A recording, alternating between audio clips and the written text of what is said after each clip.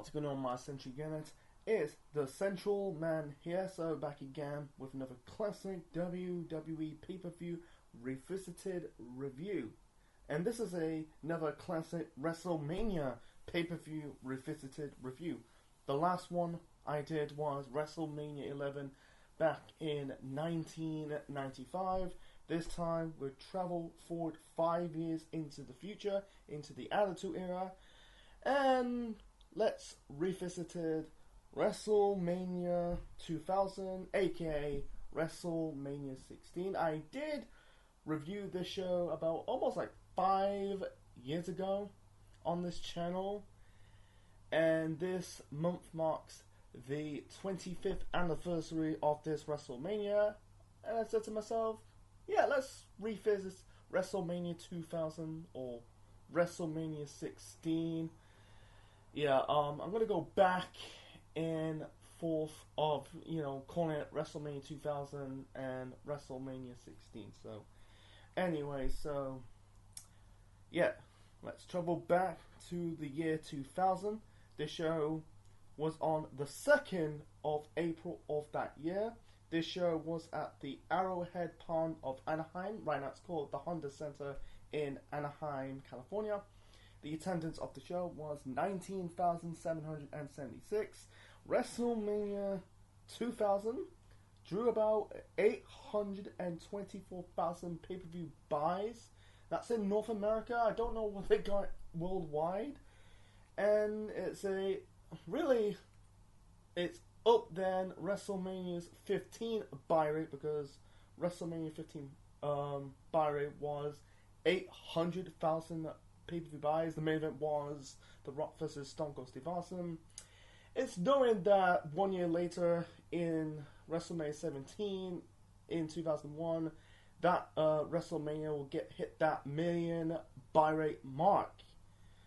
Anyway, so the commentators for WrestleMania 2000, aka WrestleMania 16, we got JR and The King. So this show is memorable for many things. It's the first WrestleMania since WrestleMania 11 without Stone Cold Steve Austin, because he's still recovering from his neck surgery. He got injured his neck in 1997. It's the first WrestleMania since WrestleMania 10 without The Undertaker. He is recovering from groin injury he sustained in the autumn of 1999. A part of the cat fight match, we'll get to that later on. There is no men's singles matches on the show. Basically just tag teams and multi-man matches. Also, this match is known for the genesis of the TLC match. We got the triangle ladder match. The Edge and Christian taking on the Dudleys and the Hardys.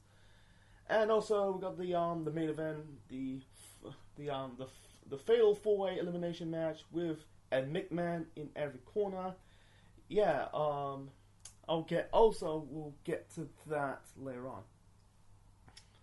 So basically, you got Lillian Garcia singing, the American National Anthem, and moving on to the opening match. And by the way, there is no match on Heat, so it's just what it is. I don't want to get into that. So anyway, so the first match to kick off WrestleMania 16. So we got a tag team match. We got the Godfather with D'Lo Brown taking on the Big Boss Man and Bull Buchanan. Bull Buchanan was recently known as Recon, part of the Truth Commission. That was in 1997. That was part of that faction warfare, gang warfare era of the Federation in 1997.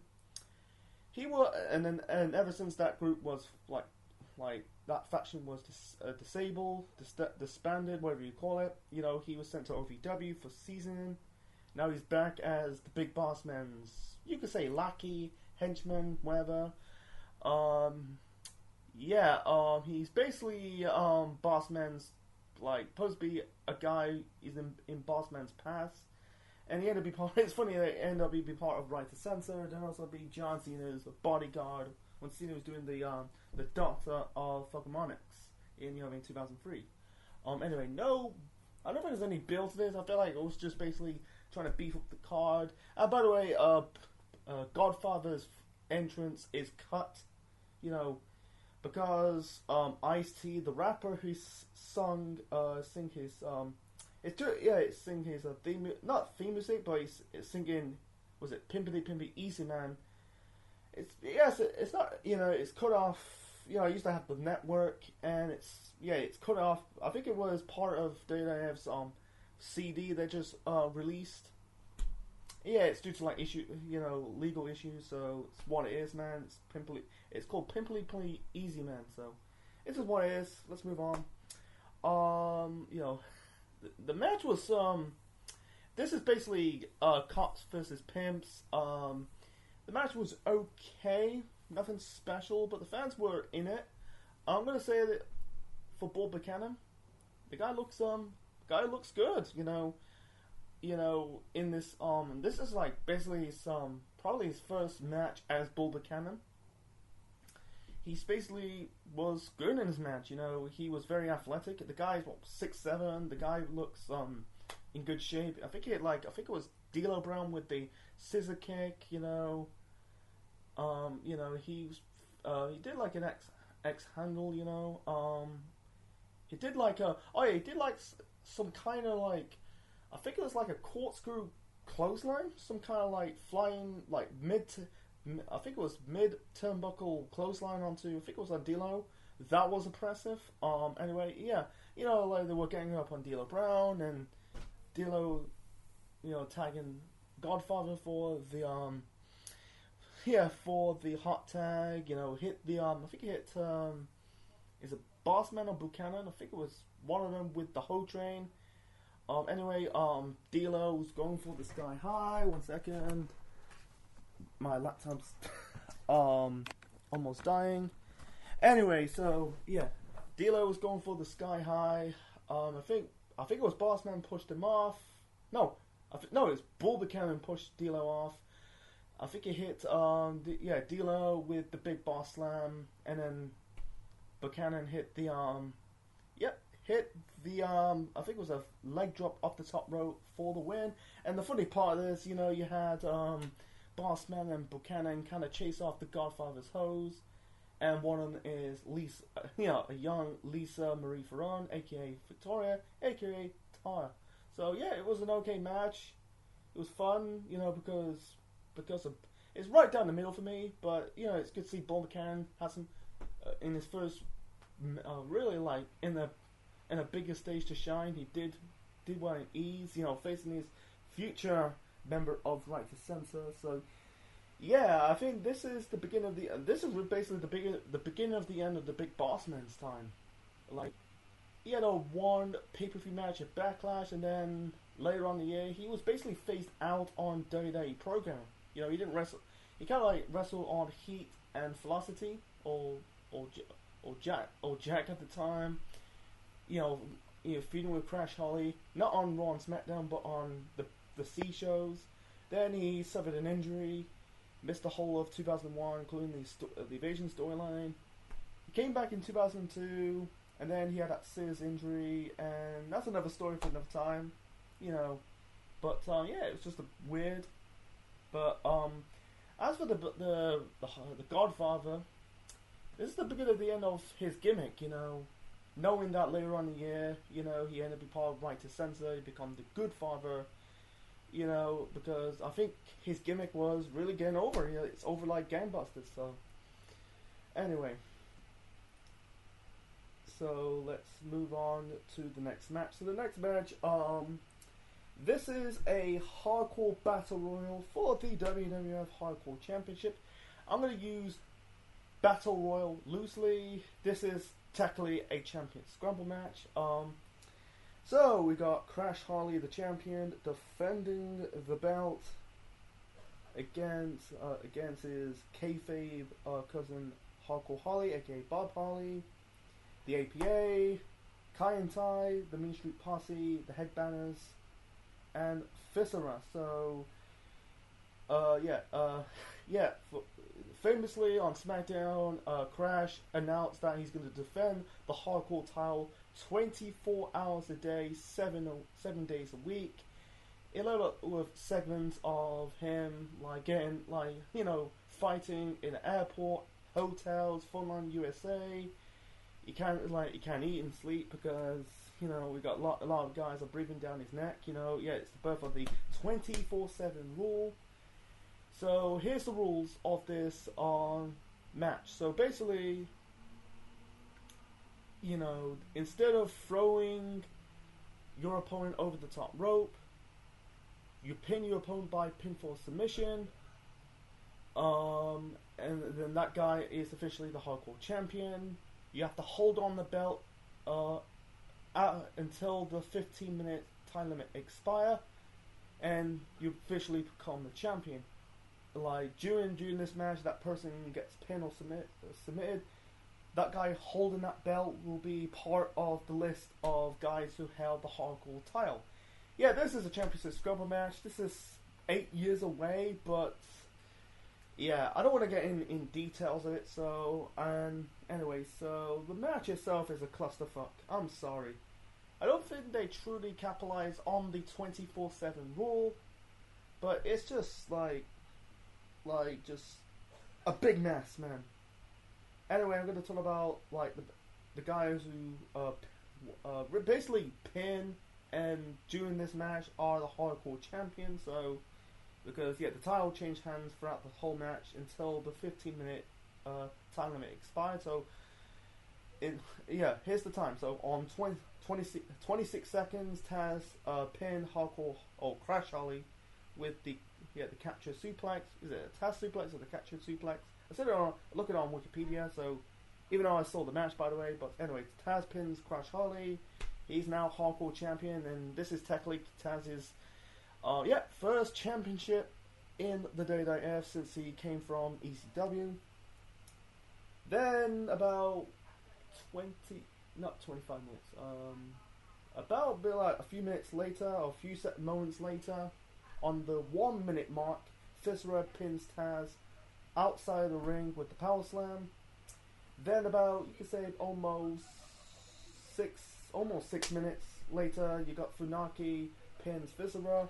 That's by the help by the APA. The APA kind of basically picked up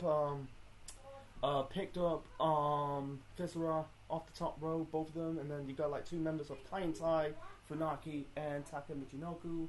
Very weird. It's only two people. I thought it was good. I thought like Dick Togo was in it, but my apologies, But anyway, you thought Kai and Tai won this, really basically pinned Viscera, but it's Funaki's now the champion, not Taka Michinoku. That's kind of weird. Why could they be co-champions?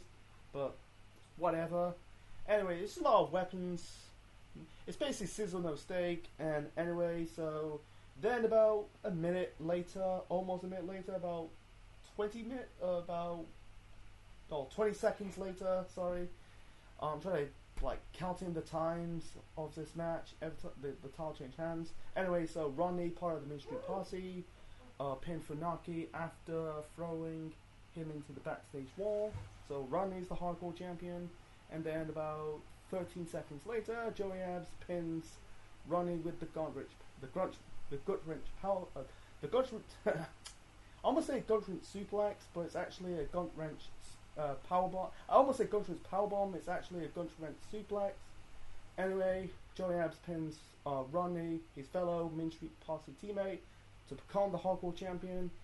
Then about 18 seconds, 20 seconds, 22 seconds later, Thrasher, one half of the headbangers, pinned Joey Abs with the clothesline. Then you got about 13 seconds later. Oh no, a minute and 13 seconds. A minute and 13 seconds later. God, a bit of tonsils at the moment. Anyway, a bloody Pete Gas pins Thrasher after hitting him with the fire extinguisher. Basically spraying him with the fire extinguisher to become the hardcore champion. He's the seventh guy in this match to become hardcore champion. Then about a few minutes later, or a few seconds later, or a few months later, it's the same thing actually. Taz pinned Pete Gas with the T-bone suplex, and as it stands, he is basically the only guy become a two-time hardcore champion in this match.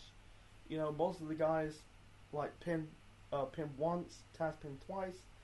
Anyway, and then 4 minutes later, Crash pins Taz after hitting him with a cookie sheet, and then Hardcore Holly self-proclaimed won this match. Anyway, so Taz locking the Taz suplex, or not Taz suplex, the Taz submission. Sorry, my apology. The Kaja Haji name, that's Taz's original name for his submission hold. So Taz locking the Taz submission onto Crash Holly.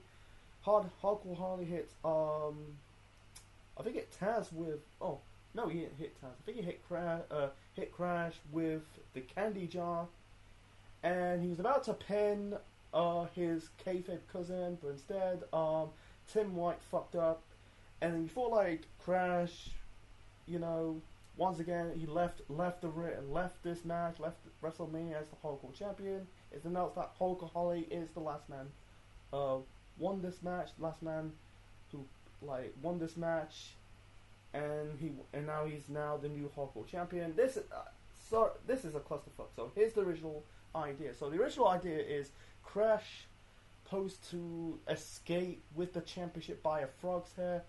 I think it's before Team White do the 3 count after the 15-minute expire.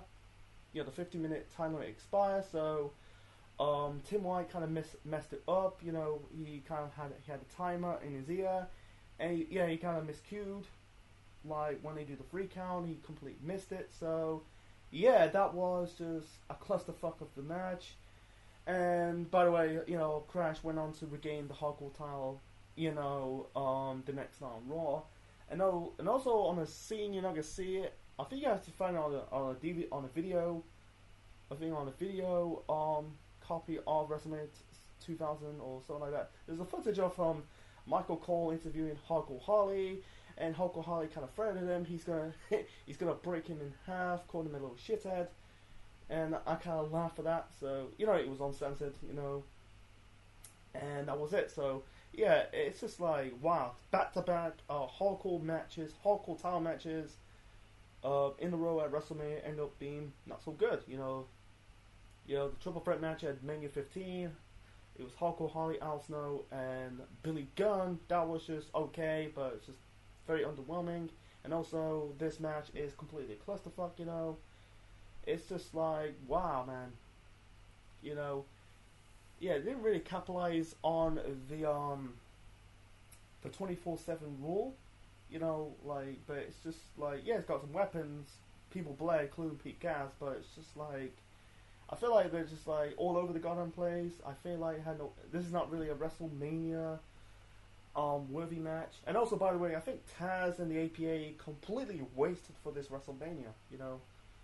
It's like for Taz, he's won the Hardcore title twice. He ended up losing the title twice during this match. And it's funny that about almost 2.5, almost 2.5 months. He debuted with the company at Madison Square Garden at the Royal Rumble, and then he's in this crappy match at WrestleMania 16, his first WrestleMania match, and then that's really the norm of Taz. Really, Taz's run as a wrestler in the WWF. Let's move on.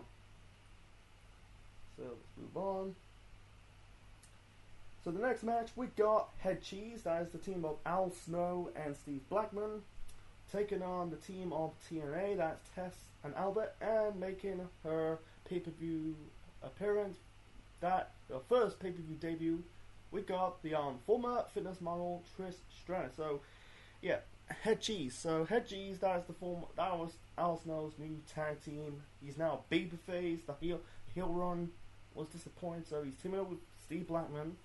He's trying to have Steve to grow personality, revolve around Benjamin Franklin, traveling back in time to meet Benjamin Franklin, fighting with an alien sidekick, milking a cow, blind dates, Steve just cannot face the fact he's boring. It's just like, that is it.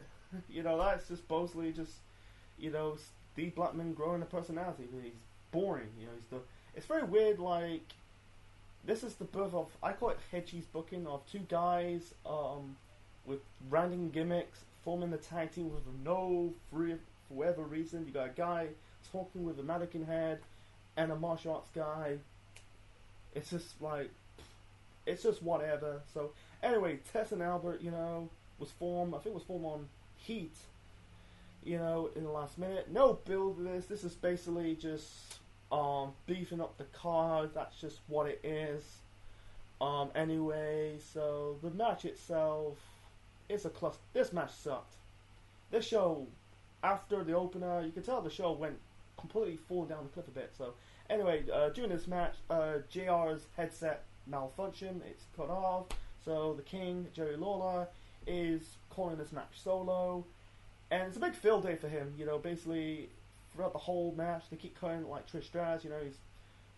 She wears the cowboy hat, you know, even though she's Canadian, and she's like outfits revealing. She's just wearing like a tank. What is it? A tank top? She's wearing like a top and a skirt, you know, showing off the puppies.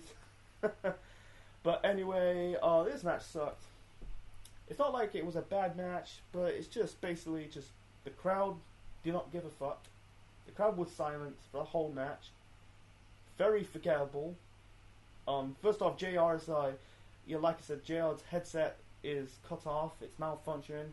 You can't hear JR throughout this commentary, a part of Jerry the King Lawler. But anyway, so yeah, nothing much to talk about with this match, you know.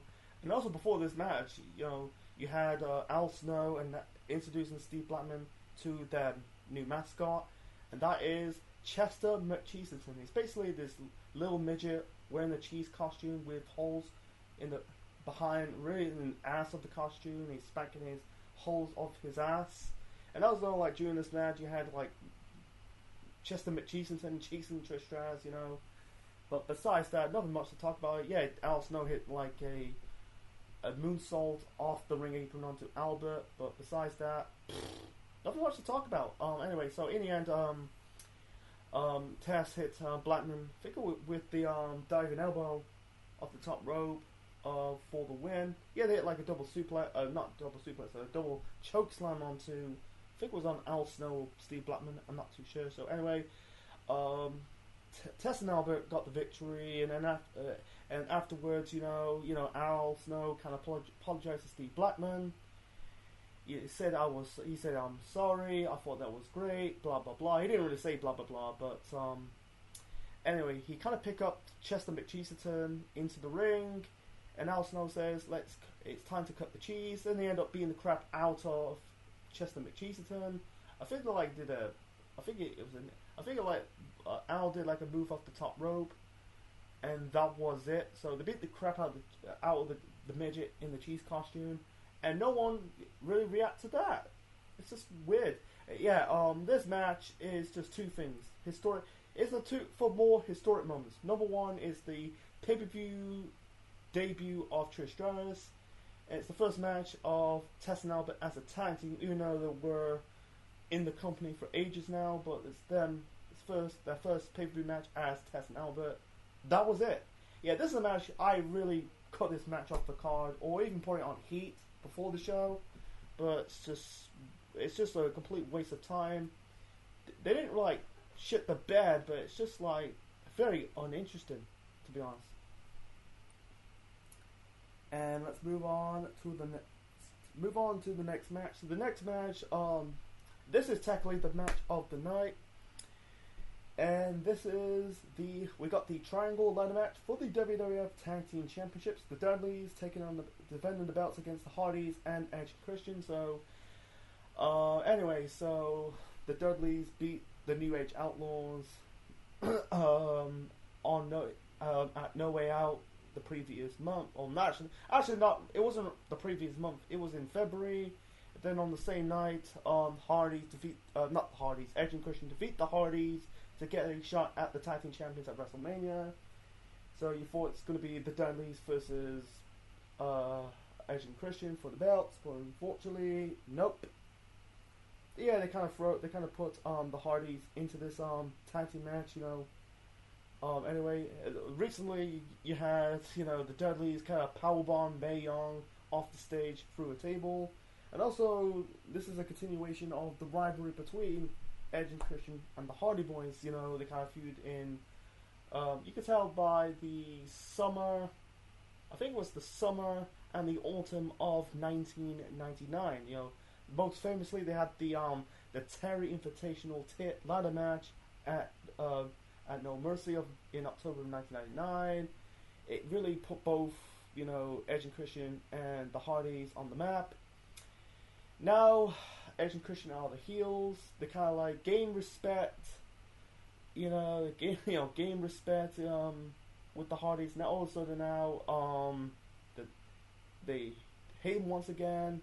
Yeah, at this moment in time, you know, Terry's no longer part of the Hardys at this moment in time. Yeah, they kind of like, I don't think Terry fit the Hardys that well. It's funny, I know in hindsight, you know, they're gonna have Lita in the role of Terry as their manager. You know, that's later on in the year. So anyway, this match is match of the night. You know, I don't want to talk about too much about this. You know, I don't really want to talk about it too much. You know, I'm not saying it's a bad match, but there's a lot of things to cover. There's too much to cover. But let's about some spots, man. Like, they're really good. Like, one more of the match, you know, you had Edge spear Jeff Hardy off the ladder. He ended up doing it again much better at the following year's WrestleMania in TLC 2. That was like in a lot of highlight reels for TLC matches. You had like I think the Dudleys, I think it was Bubba or Devon. One of them hit like the 3D onto Christian or off the ladder. I think Christian hit like the Umbritia, that's aka the kill switch. I think it was on one of the Dudleys off the ladder. You know, they kind of capitalized on this concept. In the early parts of the match, you know, the Hardys did their poetry and motion. Yeah, they placed one ladder onto one Dudley's. One of them did, like, I think it was on Devon and Bubba. I'm not 2% sure. Hardys did their poetry and motion, and Edge and Christian did their own version of poetry and motion onto the other Dudleys. This time, one at the ladder, you know. You had Edge and Christian. You know, you had I think he was trying to copy the Shawn Michaels spot from that ladder match from 1994, WrestleMania 10 between Shawn and Razor Ramon. He kind of lied it towards Matt Hardy's balls, you know. But yeah, they really capitalized on the ladder spots. Bubba placing the ladder on his head, did the ladder capture spot. That was cool. And yeah, it was kind of fun. And yeah, it was. And by the way, and also I forgot to mention this. You know, the Hardys did face the Dudleys at the Royal Rumble. So yeah, it makes sense to put the Hardys in this. It makes no sense to do one-on-one. You know, it makes no sense to do a one-on-one match or a normal tag team match or without Edge and without the Hardys. But anyway, I forgot to mention this. You know. Anyway, so let's get back to this match. So anyway, so I think like the Hardys did like moves off the top rope. I think it was on the Dudleys or Edge and Christian. Yeah. Anyway, so yeah, some tables spots. You know, like I said, this is the genesis of the TLC match, the first TLC match that they're gonna have at SummerSlam later on in the year. I think Devon trying to put trying to put Jeff through the table, but he completely, you know, Jeff Hardy got away the last minute. And then, you know, Bubba hit Matt with the powerbomb Matt through the table. Anyway, so yeah, it was a really good match. And then Jeff Hardy did his typical Swanton bomb. He did like a 450 splash. Very weird. He never done it anymore. He didn't ever do it ever again. You know, most of the time Jeff Hardy does moves off the top rope, he mostly does the Swanton bomb, or even the Will o' the Wisp. He never done like a 450 splash ever again. But anyway, seeing that was cool. He kind of climbed on the top of the ladder, the Jeff Hardy ladder, you know. hit Bubba Ray with the Swanton Bomb through the table. And it's funny that knowing that, you know, he ended up doing a similar spot at WrestleMania in 2007 in the third Money in the Bank ladder match. You know, he did, I think instead of doing a Swanton Bomb, I think he did like a leg drop off the top of that top ladder onto Edge. You know, that was cool to see. You know, you can tell Jeff Hardy's a proper daredevil. Anyway, so in the end, you had Matt Hardy and Christian. And before that, they kind of did like this, not a scary spot, you know, all three tag teams were fighting on ladders. One of them kind of fall off, you know. I think it was Matt Hardy and Christian kind of fall off out of the ring while fighting on one ladder. I think it was two ladders. I think it was 2 or 3 ladders. One of them, you know, they kind of tumble outside the ring with that spill. So anyway, so in the end, you know, Matt Hardy and Christian, they're fine onto, they kind of place the table on top of those 2 tallest ladders, not the Jeff Hardy ladder, but those 2, you could say 2 not so tall ladders, you know. And anyway, Edge kind of pushed Matt Hardy off the ladder, and then he kind of put him through the table, and then Edge and Christian won this match and become the WWF Tag Team Champions. I think it was their 3rd time. How many tag team titles they won? I think they won more 8 or something. But seeing them winning the tag team titles on this show was good. I think this match is unpredictability. You know, you see in wrestling, you've watched a lot of wrestling match. If you're doing predictions, you know in that, you know, someone, it's predictable that person's going to win or that tag team's going to win. But in this match, there's unpredictability that who is walking out as the tag team champions. You don't know if the Dudley's going to retain the titles, or ENC, Edge and Christian, or the Hardys going to walk out as the new tag team champions. You know, I kind of like that. You know, I kind of like this match. I think this has really showcased the 3 upcoming the 3 upcoming stars in the tag team realm. You know, that's the Hardys, Edge and Christian, and the Dudleys. You know, Edge and Christian debuted in 1998. Hardys also that same year in 98, and the Dudleys in 1999. They showcase what they can do, and yeah, I think like I really showcase, you know, they kind of really put this concept really on the map, you know, in the tag team title realm. Not tag team title realm, in the tag team realm. You know, I think a lot of the matches back then are kind of like a new concept. You know, they kind of like set the bar. It's funny, like, you know.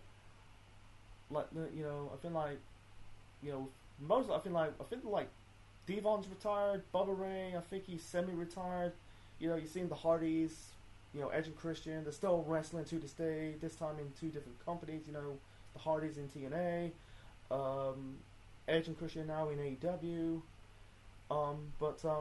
like the, you know, like 3 guys, you know, like, I feel like 3 or 4 of the, guys in this, or 5 guys, in this match went on to win world titles later on in their careers. That's kind of cool, you know, knowing that, you know, they're gonna have, you know, success in the singles realm later on.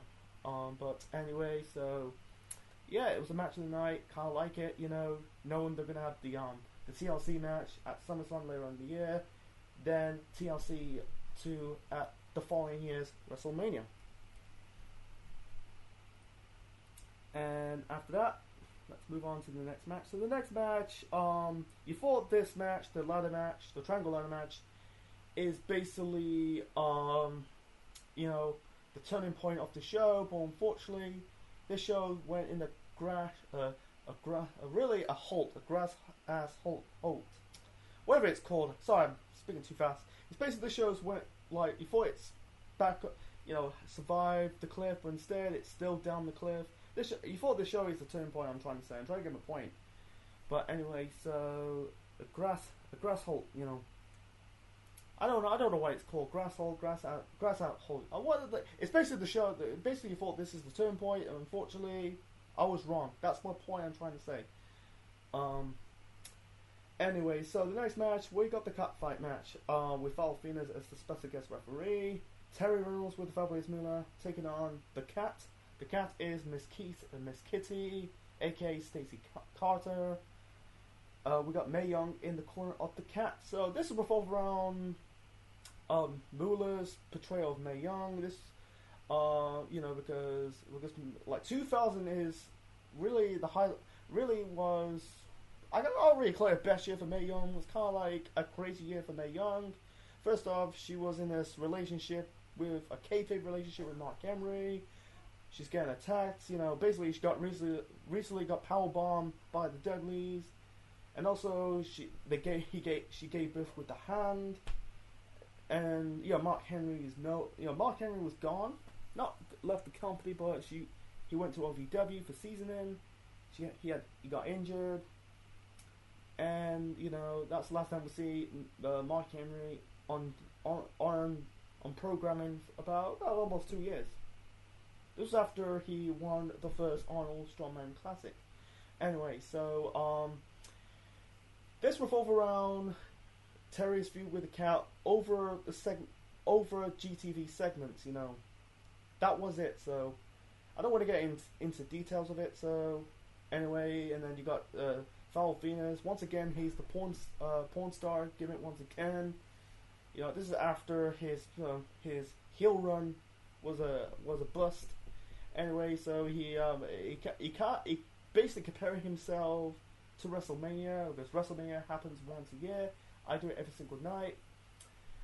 Anyway, this match, I try to keep it short and simple. This is basically a power cleanser. It's basically just a bathroom break match. After that triangle ladder match, the previous match on the show. But that's just like But first off, at this moment in time, Stacy Carter, the cat. I'm gonna call her the cat. The cat's now dyed her hair blonde. I think that's her natural hair color. She was before that. The last time I cover everything to do with the cat, she was China's sidekick. With dark hair. Seeing them holding the bells. That's like being China's sidekick. To me, it's a bit like bit cartoonish. Due to China, the height difference. China's tall. The cat is small. But anyway, the rules of this match is basically you have to throw your opponent over the top rope or throw them out of the ring to win. Anyway, I'm trying to keep it short and simple. Before that, Val kissing both Terry and the cat. There was nothing much to talk about. You had the cat throwing Terry out of the ring, not once but twice. But there was a lot of distraction by Mae Young. You had Foul Venus Mae Young kissing or snugging Foul Venus. Some of these Mae Young segments, there could be. I'll get to more of that shortly. So anyway, you had you can call it a bit of a brief confrontation between Moolah and Mae Young. Moolah Moolah throw Mae into the ring, and you had Terry won this match. I don't want to get in details of it. It's a piss break. Both guys the cat fighting thing is things to do because both guys the cat and Terry are not wrestlers. They're managers. You gotta have some women a part of China on this show. I get it. People say they should have removed this match from the card. I think the only reason why you have to put this match on the card because women, and this is designed for Jerry the King Lawler once again. Having an orgasm, man, because beautiful women, folks. Anyway, so afterwards, you had I think Mae Young hit. I think hit. I think hit Terry with the Bronco Buster, and removing Terry's pants, or trousers, not completely stripping Terry off, but I don't want to get in details of it, man. It's just a completely waste of time. Like I said, just a power cleanser, since the last match ended in that triangle ladder match, so. It's just with Fatal Venus as the porn star gimmick, it'll never last long because knowing that later on in the year you end up turning heel once again. This time acting all serious, cutting his hair. He became the Intercontinental Champion. he ended up being part of Writer's Center later on in the year. That's another story for another time. So yeah, it's only lasts about 2 minutes, but it's just like, yeah, I'm glad they didn't drag it long. You imagine this match dragged long? Holy shit, that was probably one of the worst women's matches of fucking all time. Anyway, it's just like, yeah. Need a drink, folks. God, my throat's a bit dry, so. No, it was, yeah. Yeah, it was, yeah, I was right. Yeah, did he hit the Bronco Buster? I can't remember. Yeah, it was a dumb match. I was like, and by the way, it's been 2 or 3 days since I rewatched the show, so let's move on, man. So moving on to the next match. So the next match we got the 6-person intergender tag team match. We got the Radicals taking on Too Cool and China. So represent the Radicals. We got Perry Saturn and Domenico and Eddie Guerrero taking on the team represent Too Cool, Grandmaster Sexay, Brian Christopher, Scar Too Hotty, and China. So the Radicals debut after they left WCW. I'll get some more of that when Benoit's competing in that Eurocontinental title match. So they left. They came from WCW. After Benoit won the WCW World Title at Sold Out, left. Guerrero, Malenko, and Saturn with him formed the Radicals. They kind of brief feud with DX, and then all of a sudden, and now they aligned themselves with DX as some kind of super group. And now, Too Cool's been feuding with DX and also the Radicals. This was also the start of this storyline between Eddie Guerrero and China. They ended up doing the whole Mamacita storyline, later on in the year. But this is the start of their the storyline together. By the way, Dean Malenko is the light heavyweight champion. The funny, there's one scene before the start of this match. Eddie's showing his, showing his reflection in the looking at Dean's belt and treating it like a mirror. That's kind of funny, but anyway, the match itself, it was fun. I think it was a fun match. It's just this match revolved around China and Eddie. Every time China tagged him. China's in this match, going for Eddie. Eddie basically countered his way. The funny part, he's ended up running with his knees. He's kind of like walking on his knees, running with his knees, or crawling on his knees to tag himself out. That's kind of funny. China and Grandmaster Sexy. I think it's Grandmaster Sexy or Sky Too High. Both one of them with China did like some kind of dance, and I think it was some kind of a double elbow onto one of the members of the Radicals. I think it was, is it Dean Malenko? Is it Eddie? Not Eddie. I think it was Dean or Saturn. I'm not too sure. I'm trying to get it short and simple. I feel like the Radicals had their moments. It's their WrestleMania debut. Same as Too Cool. Same as China. China, this is her first WrestleMania match, first of 2. The first few years, she was kind of like a bodyguard. Now this is her first WrestleMania as an in-ring competitor. She did showcase. She did well in this match. She did I think she almost did a botched powerbomb on Eddie Guerrero. She did like a 2 double handspring elbow onto both Dean Malenko and Perry Saturn, and also 2 low blows. Sky Too High hit like the double worm onto 2 members of the Radicals. China hit Eddie with the I think it was a sleeper reverse DDT. It's funny. I think it's weird to me, like China never hit Eddie with the pedigree. It's just what it is, man. So China and Too Cool won this match. As it stands, is the first baby faces won in this WrestleMania. So far, this WrestleMania has been dominated by heels winning matches. So seeing the babyface getting the win in this WrestleMania was cool. But it was a fun match. Everyone showcased what they can do. It's not like an instant classic 4-star rating. but it was a 3-star type of match. You know, they made the most for what it is for 9 minutes, but it's just still a continuation of the storyline between China and Eddie Guerrero. So let's move on to the next match. So the next match, this is a triple threat match for the Euro Continental Championship. Kurt Angle, 32 belts, defending the belts against Chris Jericho and Chris Benoit. So this is like their WrestleMania debut, you know, because Angle and Jericho debuted in 1999.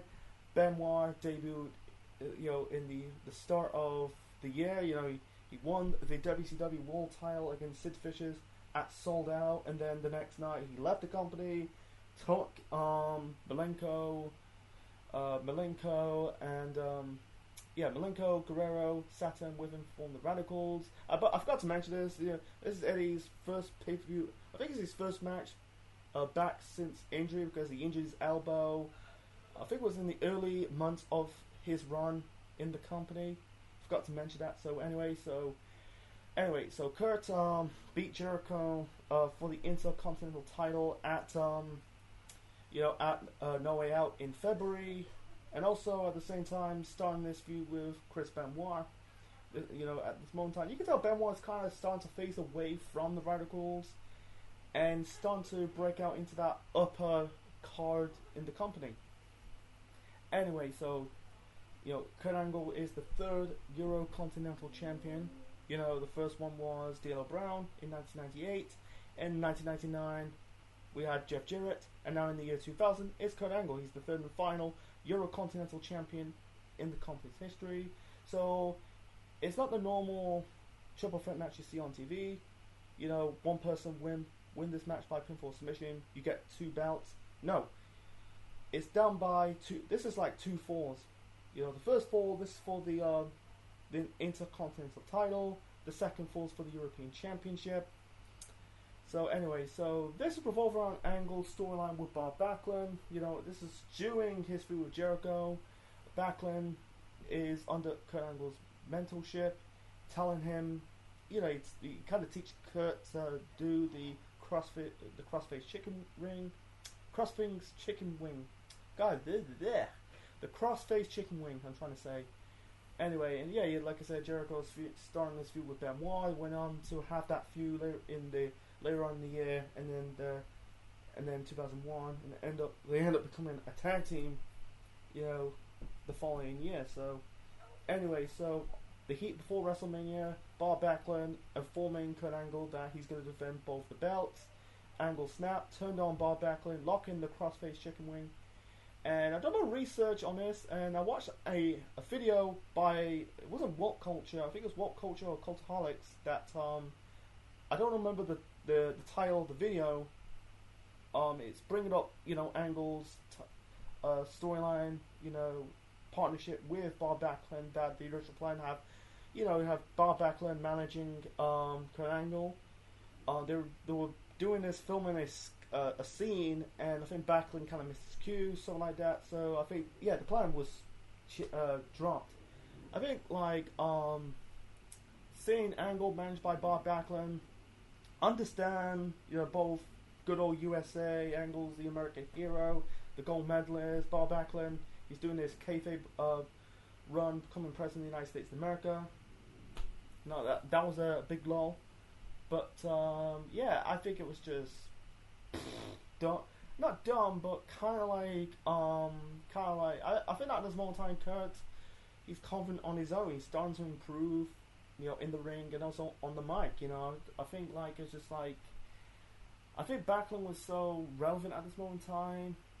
You know, it's funny, the next storyline revolving around Bob Backlund is with Darren Young in 2016, but that's another story for another time. So, yeah, this match, the Euro Continental title match, the triple threat, this was, I call it the second best match of the night. The first match, you know, the match of the night for me has to be the Triangle Ladder match for the tag team title belts. But this was really good, you know, and showcased the 3 upcoming stars in the mid card realm in Kurt Angle, Chris Benoit, and Chris Jericho. You know, this is like Kurt Angle's first, I think his first in-ring competitive match against Chris Benoit, knowing they're gonna have matches in 2001 and 2002, and also in 2003, fight in the mid card. They fought in the tag team, and also they kind of like they're gonna fight, for the world title, at the Royal Rumble in 2003. Wow. I think it's the first match, or the first in-ring partnership, the first in-ring interaction and match between Chris Jericho and Chris Benoit. They both came from WCW, both paths in WCW are completely different because Jericho is part of the Cruiserweight division, Benoit is part of the mid-card in WCW, also part of the Horsemen. I don't think they would truly have a match in WCW. Seeing them in the ring one-on-one was cool, and also that both Benoit and Jericho, they kind of trained in the Hart family dungeon. They're both similar. Both similar in paths. Training in the Hart family dungeon, and also they went to WCW. They went to ECW, then WCW, and now they're in WWF. Everyone knows they were kind of best friends. Jericho and Benoit are best friends. You can tell. I don't want to get in details of it. Because about I don't want it of the hindsight in 2007. That's another story for another time. But yeah, the match was really good. The first fall was won by Chris Benoit. Benoit did the diving. I think he did a diving elbow onto Kurt Angle to win this match. I think it was Jericho or Angle, but anyway, it's one or the other. So Benoit won this match. The first fall, he's now the Intercontinental Champion, and Jericho won the second fall to become the European Champion. Anyway, so Jericho hit the line moonsault onto Kurt Angle to win this match. There were a lot of technical wrestling, high moves. Really good match. Showcase what they can do. There's too much to cover. Go and watch this. That's my advice. But it's really good. Knowing that Jericho, knowing that they separate. It's very weird that they kind of separate. Benoit and Jericho went on to have that brief feud, and then Angle went on to have that rookie year. Winning the King of the Ring tournament and becoming World Wrestling Federation champion later on in the year. So he lost the titles, but he's gonna. You can tell, you're gonna see, in hindsight, the bigger picture that he's gonna went on to do good and better things.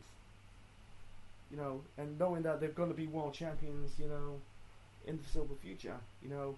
With Angle, not too long. Benoit, even though Benoit was world champion before, that's in WCW, but in WWF/WWE, he's going to be both of them. Jericho and Benoit went on to be world champions in the next foreseeable future, in the next couple of years. Anyway, so moving on to the main event. Before that, he ended up being a crosswind chicken face. Not main event, but the next match. I'm trying to say, God, I'm over the goddamn place. I forgot to mention that he did lock in the crosswind chicken face Angle on Jericho, because this is before he ended up doing the ankle lock as his actual submission hold. But I forgot to mention that. There were a lot of it was on Jericho. I thought it was on Angle, but anyway, so there were a lot of good high flying moves, mixture of tactical. It's tactical and athleticism in this match, and I think really it's the second best match of the night.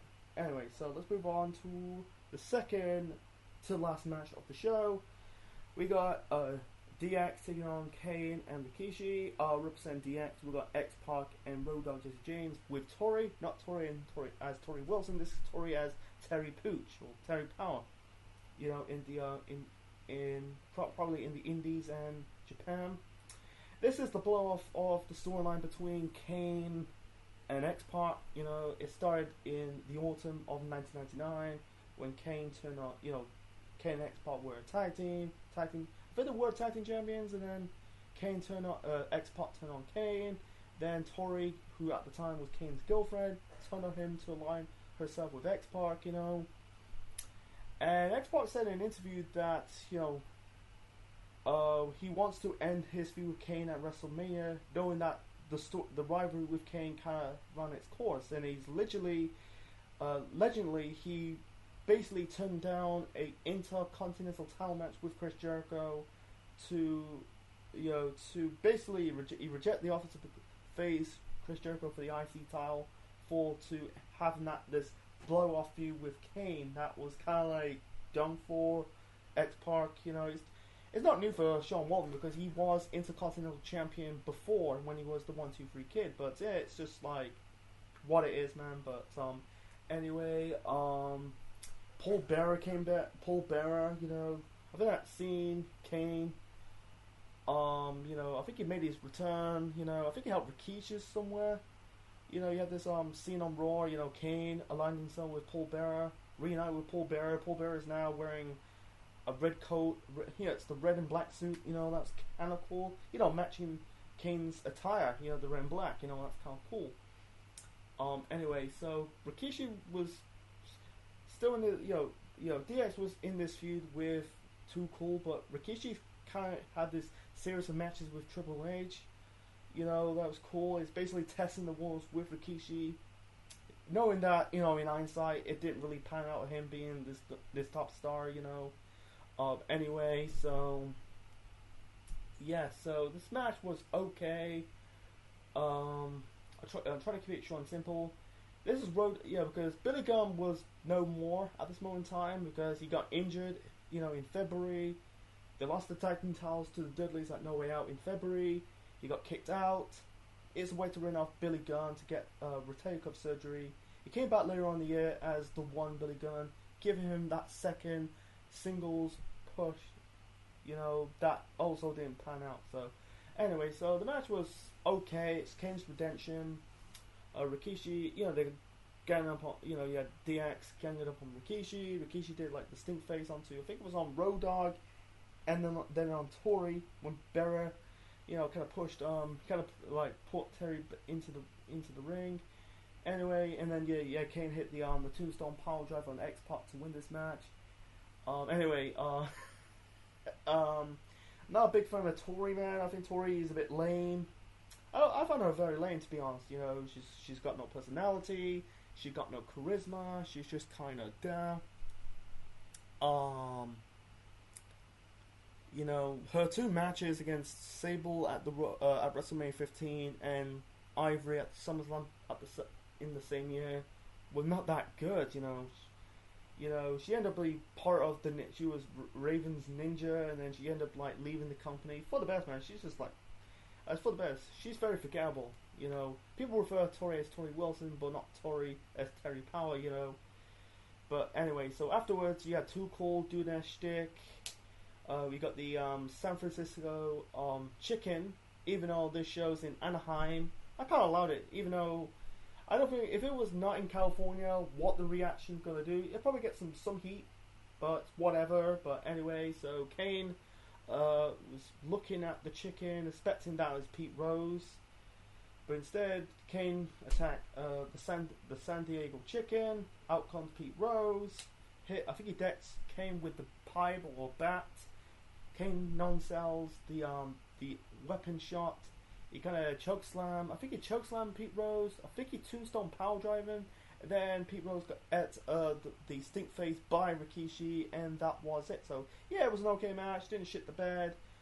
I think the Pete Rose beatdown was more entertaining of this. And yeah, and we won't see Pete Rose again until inducted into the WWE Hall of Fame. I don't know if Kane inducted Pete Rose. He inducted Drew Carey, but not Pete Rose. And that in that segment on Raw in 2012, in the anger management segment, Kane's obsession of torturing Pete Rose. They kind of I think they ended it at 3 WrestleMania. It started at WrestleMania 14, then again in 15 when Pete Rose dressed up like the San Diego Chicken, and now he's again in WrestleMania 16. Yeah, they kind of end this joke. I'm glad that the joke has run its course. And let's move on to the main event. So the main event, we got a fatal 4-way elimination match with a big man in every corner. For the World Wrestling Federation Championship, Triple H with Stephanie McMahon Helmsley in his corner, defending the belt against The Rock, with Vince McMahon in his corner, Mick Foley with Linda McMahon in his corner, and The Big Show with Shane McMahon in his corner. How we get there? So, on the first Raw of the new millennium, or the new year, January, whatever you call it, so Triple H regained the WWF Championship against The Big Show. Then fast forward at the Royal Rumble, Triple H was starting this feud with Mick Foley, Mankind. He fought against Cactus Jack at the street fight at the Rumble. Triple H won that. On that same show, The Rock won the Royal Rumble match. He's gonna face the champion at WrestleMania 2000. He eliminated the Big Show last, and Big Show complained that The Rock's foot did not really touch the floor. It set up the next month's match at No Way Out. The Big Show beat The Rock for The Rock's WrestleMania Championship opportunity by the return of Shane McMahon. Then on that same show, Cactus Jack and Triple H fought in that Hell in the Cell match when Mick Foley did that back body drop onto the cell wall. Oh, not the cell wall. Yeah, the cell wall, man. Not cell wall. The cell roof, I'm trying to say. You thought that was Mick Foley's final match, in kayfabe. But instead, let's fast forward to now. Yeah, by the way, The Rock went on to beat The Big Show, put his career on the line, got his title opportunity back, by the return of Mr. McMahon. And Linda McMahon announced that Mick Foley's going to compete in this match. So basically, first off, he thought it's going to be Rock and Triple H. Then it's Triple H Big Show. Then it's a triple threat match, and now it's a fatal 4-way match. So again, with Big Show's path is trying to regain the championship. When he lost to Triple H in the first Raw of January. I understand why. Anyway, Mick Foley there. It's really Foley's dream to main event in WrestleMania. It's basically in real life. In real life, Mick Foley did retire. Putting him in the WrestleMania match was basically a present by Vince for thanking him for what he did for the company. That was cool, but in the hindsight, in the grand scheme of things, not so much. So anyway, trying to keep it short and simple of this match. This match, it was good, but the ending, I'll get to that later on. So the match was fun. It was a fun triple threat match. Well, fatal 4-way match. My apologies, but it's a fun fatal 4-way match. It's the first multi-man world title match at WrestleMania. The next time they do that for the for any world title was WrestleMania 20. That triple threat match. Triple H, Shawn Michaels, Chris Benoit. I think the next time that the WWF, now the WWE Championship, will defend it in a multi-man match will be at it will be at it will be, I'm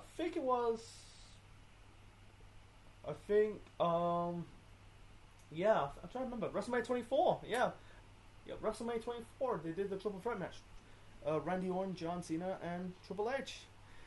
Anyway, so the match was fine, it was good, but I think two guys were wasted in this match. Big Show was wasted, he was the first one eliminated, showing his big power moves, in the end, I think Foley decks Big Show with the chair, Rock hit the rock bottom to eliminate the Big Show. Anyway, and by the way, this is leading up to Big Show's feud with Shane McMahon at Backlash. And then you got Rock, Triple H, and Mick Foley. I think this is the first match of Mick Foley wrestled. He's no longer Mankind, Cactus Jack, and Dude Love. He's just wrestling with his actual real name. That was cool. Anyway, so they kind of ganged up on the Rock. Foley he was going to put the Rock through the announce table with the diving elbow, but instead completely missed it. That was kind of the most noticeable botch. He kind of landed on his face, kind of landed on the edge of the corner on the table. Anyway, so it's just I thought when I see that, I thought Foley had broke his face, or injured his nose. Oh, I thought he was going to break his nose with doing that. So yeah, Triple H impromptu this. You know, he improvise of doing like a mini splash off the ring announcer on the not ring announcer, but on the barricade onto the Rock. Yeah, it's just like one of the biggest botches. So anyway, yeah, Foley grabbed the 2x4 plank of wood. Unfortunately, he hit it on the Rock. I think he hit it with Triple H. Unfortunately, there was no blood. Disappointed. So in the end, Triple H eliminated Mick Foley. I think he hit Foley with the chair shot to the head and the pedigree to eliminate him. And Foley got the fans did the appreciative applause with Mick Foley, what he did, and he came back, hit Triple H with the barbed wire plank of wood, and he left. And that was the last time. Really, this is Foley's last in-ring match for 4 years until the Royal Rumble match of 2004, and also his feud with Randy Orton. He came back. Yeah, he came back years. He came back months later as the commissioner. It's not the last time we see Mick Foley on programming. So yeah, the final two is The Rock and Triple H. They kind of fight in the crowd. I feel like the McMahon every corner is kind of wasted. It's not using its full potential. The only two McMahons face each other was Vince and Shane. Stephanie was a bit useless. Linda was a bit useless. Why they put them in these matches? I forgot to mention this. Stephanie was the women's champion heading into this. She recently beat Jacqueline for the title. And that was a dark period for women's wrestling, even though women's wrestling will get better 25 years later, but in the year 2000, it's not really the business. But anyway, so the final two is Rock and Triple H. You thought like Rock would win it. I think he hit him with the did he hit him with the People's Elbow? I can't remember. He didn't. Hit him with the Rock. Hit Triple H with the Rock Bomb, but I think he kicked out. Not too sure. You had this fight outside the ring between Vince and Shane. You had Shane attack Vince, hitting him with the head with the TV monitor. Then the chair shot to the head. Vince was bleeding in the forehead. Anyway, he kind of came back, froze Shane out of the ring. He's going to attack Triple H with the chair, but instead, swerve, hit The Rock instead. Triple H kicked out of the chair shot. The Rock kicked out by the chair shot by Vince after Rock kicked out by Triple H. After he got hit by the head by Vince. And then Vince hit Rock again with the chair on the head. Triple H pinned Rock for this time, and Triple H won this match, makes him the first heel guy to win a main event at a WrestleMania. The next person done that will be The Miz at WrestleMania 27 a decade later. So afterwards, the fans were throwing like trash in the ring. I think they were a bit pissed off. Seeing Vince, hugging Stephanie, they kind of like it's water under the bridge. Rock, he's cleaning house. I think he hit Shane with the Rock Bottom, Vince with the Rock Bottom, Stephanie with the Rock Bottom, hitting Stephanie with the People's Elbow to really end the show, making the fans go home happy, and that was it.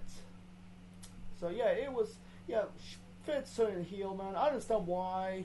You want to say, Vince McMahon has a babyface. It will never last forever. But in the storyline logic, so in the autumn of 1999, he was feuding with Triple H. Took a beating.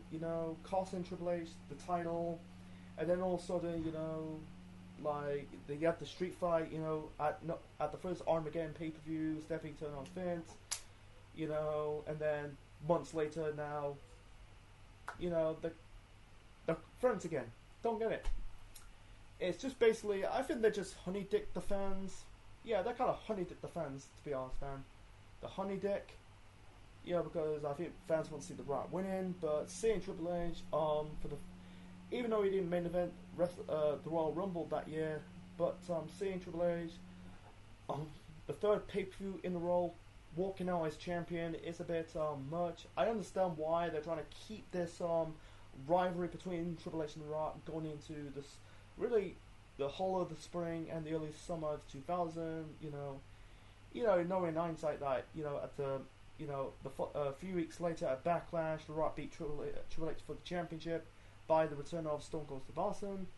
Then they had the Iron Man match with Shawn Michaels as the special guest referee. That's known for, the Undertaker return as the American Badass. Biker Taker cost The Rock the championship after a chokeslam Triple H. That caused an automatic DQ. And then The Rock went on once again, regained the championship in the six-pack challenge at King of the Ring. So, yeah, they're trying to. I feel like the two guys had a massive stranglehold with the championship of that year was The Rock and Triple H. The one person who broke that duopoly is Kurt Angle. That was in No Mercy 2000. So yeah, going back to this, yeah, I think the wrong person won. I think the triple threat match, this Fatal 4-Way match it's basically, if you compare this to the triple threat match from Mania 20, it's night and day. I think the right person won. It was really good. But it was good but not great. I think it was just basically it's not about the championship, it's all about the McMahons. That was it, It's just, it was just sour taste in people's mouths. But, it's just I feel like I think Rock said in interviews he don't really like the championship. Defended it in a multi-man match at WrestleMania, we're glad, seeing it's funny, Rock wins the Rumble in January. He failed to win the championship that same year. It's just disappointed, but knowing in hindsight, he's gonna win more championships, going into 2000 and in 2001. But I feel like Big Show, Mick Foley brought Mick Foley out of retirement was a big waste of time. I think it really tarnishing that Hell in a Cell match at No Mercy, not No Mercy, but at No Way Out. It's just I think Foley wants to end his career at WrestleMania. It's just so be it, but it's just I wish they just done Rock and Triple H. I think people want to see that instead of doing a Fatal 4-Way match. I think they try with it, but it's just what it is, man. The Rock, I don't mind Triple H retaining the title, but seeing Vince, out of nowhere, turning heel, it's just continuing the rivalry between Triple H and The Rock. It really, I think seeing Vince align himself with DX, you just kill DX completely dead in my opinion, but that's another story for another time. Anyway, folks, The Rock, my updated rating of WrestleMania 2000, aka WrestleMania 16. Almost 5 years ago, I give it a 3 out of 10. Now, fast forward in 2025, I'm going to update the score and give it about a 4.5 out of 10. I'm going to say better than WrestleMania 15 the previous year in 1999, but that's not saying too much. It's not terrible or great. This is I don't want to call it subpar. I don't call it above average. It's basically an average WrestleMania. But the things I put in the good, the match of the night has to be the Triangle Ladder match. Dudley's taking on Edge and Christian and the Hardys. The second best match of the night has to be the Eurocontinental Triple Threat match. Angle, Benoit, Jericho. The 6-person tag team match, Radicals taking on Too Cool and China. That was fun. And the main event, the Fatal 4-Way elimination match at McMahon every corner. I'm not saying that match was bad.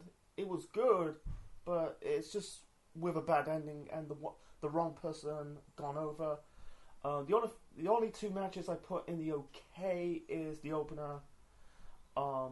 Godfather and D'Lo Brown taking on Bossman and Bull Buchanan, and Road Dogg, X-Pac taking on Kane and Rikishi. It was okay, but that's not really a WrestleMania worthy match. It's just a way to wrap up the the Kane X-Pac rivalry. I think Kane tombstone Pete Rose is more entertaining of that, but wow, there was a lot of crap about this match. First off, there was no men's singles matches on the show. There's too many like multi-man matches, you know, that really hit the show. I really don't like this hardcore battle royal. Actually, I call it a scramble match. You had a bad ending with Team White, Miss Q. The cat fight is just what it is. Head Cheese versus TNA. It's just really showcasing getting Tess and Albert over as a tag team, and the crowd did not care about that match. And also, yeah, the ending of the main event was just like, yeah, I understand fans cannot remain babies forever. You got them heel down the road, and it's just basically just keeping the Triple H Rock rivalry going into the rest of the spring and going into the early summer of that year. But I think 4.5 is, I think it's a fair score for this WrestleMania. Like I said, it's not terrible, but not great. It's kind of like, although it's just a wild show, to be honest. Even though 2000 is, for many fans, considered one of the best years for the company's history. So, what's your thoughts on WrestleMania 2000, aka WrestleMania 16? Please leave your thoughts in the comment section below. Smash that button, click the like, click the bell, watch my original review of Mania 2000 in the description below, and subscribe to the Central Man Network on YouTube. Be part of the Central Unit for more wrestling videos and more. And this is the Central Man officially signing out. Check you later.